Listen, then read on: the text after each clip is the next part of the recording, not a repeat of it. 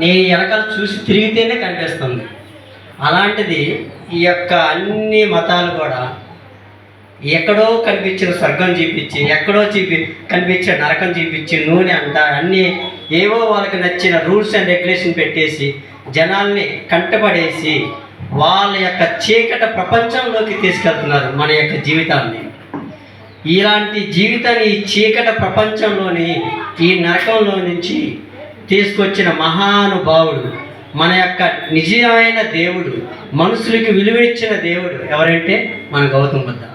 ఒకప్పుడు ఎప్పుడో 2566 సంవత్సరం ముందు అప్పుడు జన్మించి మేబీ ఆయన కనిపెట్టకపోతుంటే నేను ఒక మనలాంటి వ్యక్తులు ఈ భారతదేశంలోనే, మన భారతదేశంలో పుట్టినట్టు బౌద్ధ మతం ఇక్కడ ఈ భారతదేశం చుట్టుపక్కల ఉన్నటువంటి Nepal, Bhutan, China, Malaysia, Sri Lanka, Cambodia, Japan అన్ని కంట్రీస్ విస్తరించింది. కానీ పుట్టింది ఎక్కడ? మన అరిచేతిలో ఉన్నట్టు భారతదేశంలో. కానీ ఈ భారతదేశంలో ఉన్న బౌద్ధ మతాన్ని ఈ మిగతా మతాలు వచ్చేసి చంపేశారు. ఎందుకంటే చిన్న ఎగ్జాంపుల్, బౌద్ధ మతంలో మనుషులందరూ సమానత్వం, అందరూ స్వేచ్ఛగా బతకొచ్చు, అందరూ లౌకికతత్వం, ఈ 3 పదాలు చాలు, ఎక్కువే వద్దు.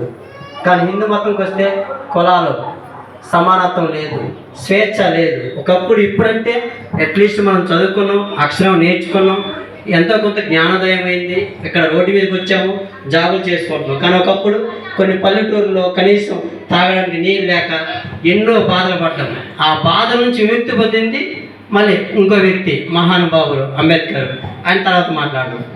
ఇలాంటి యొక్క చీకటి రాజ్యాంగంలోనే అప్పుడే 2566 సంవత్సరాల ముందే కనిపెట్టిన మహాన్ యొక్క యుద్ధం చేసిన వ్యక్తి గౌతమ బుద్ధ వ్యక్తి.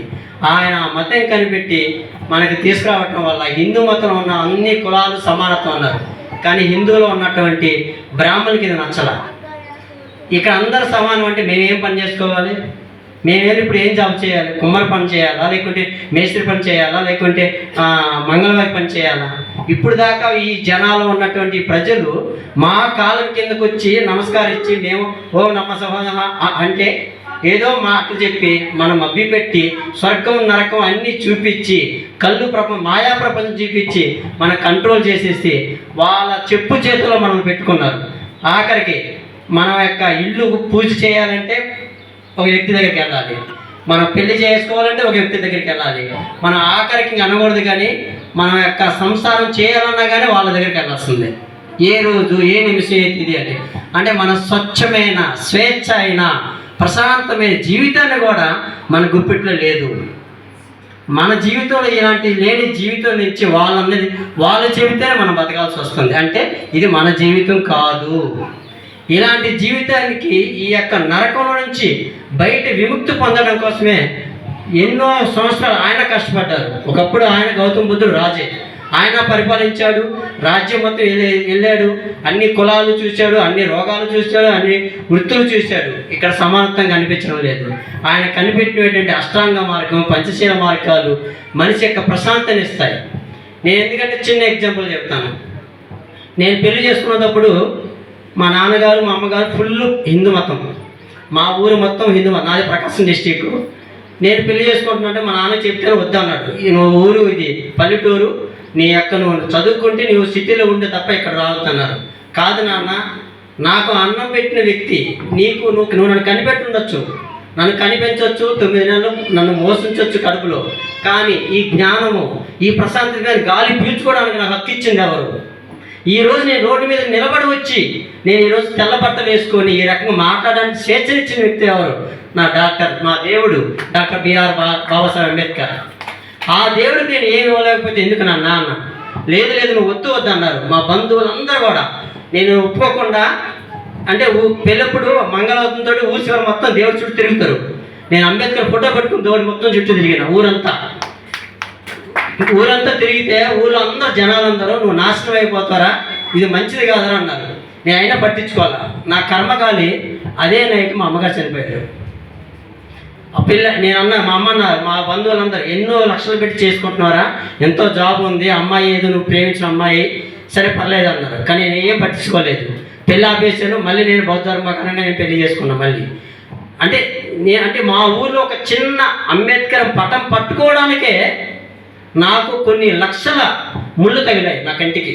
నేను అయినా ఈ ప్రశాంతమైన జీవితాన్ని నేను ఒప్పుకోలే. నేను తీసుకోవడం కోసం ఇన్ని ఇబ్బంది పడ్డానంటే అందులో ఉన్నంత ఆనిముత్యం, అందులో ఉన్న స్వర్గం ఎక్కడో కనిపించిన మాయా స్వర్గం కాదు.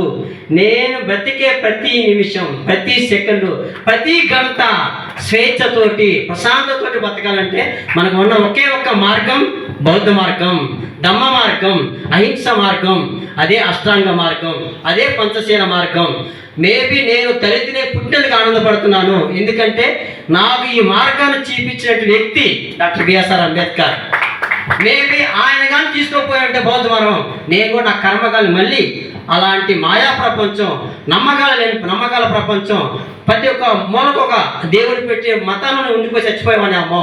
నా పిల్లలు కూడా ఆ యొక్క చీకటి ప్రపంచంలో బతికిపోయి వాళ్ళకి స్వచ్ఛమైన సంతోషమైన సేవ అంటే ప్రశాంతమైన జీవితం అందించేవానికి అమ్మో.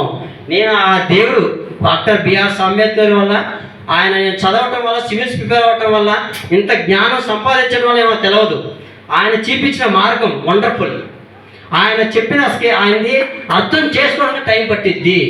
ఆయన ఆనందం, ఆయన ఒకప్పుడు మన భారతదేశానికి రాజ్యాంగం రాసి కూడా చనిపోతూ నా ప్రజలకు నేను ఇంకా ఏమి ఇవ్వలేదు, నేను డబ్బులు ఇవ్వలేదు, కానీ బంగారం ఇవ్వలేదు, ఆస్తి ఇవ్వలేదు, కానీ ఈ యొక్క ప్రతి పుట్టబోయే బిడ్డకి మన భారతదేశంలో నెంబర్ 1, ఈ ప్రపంచంలో 8 కోట్ల మంది జనాభా ఉన్న కొన్ని 100 మతాలు ఉన్నాయి. అన్ని మతాలకి వెళ్ళి చూడండి, ఒక మహాభారతం కానీ, ఒక రామాయణం కానీ, ఒక క్రిస్టియన్ కానీ, ఎక్కడైనా కానీ రాజులు రాను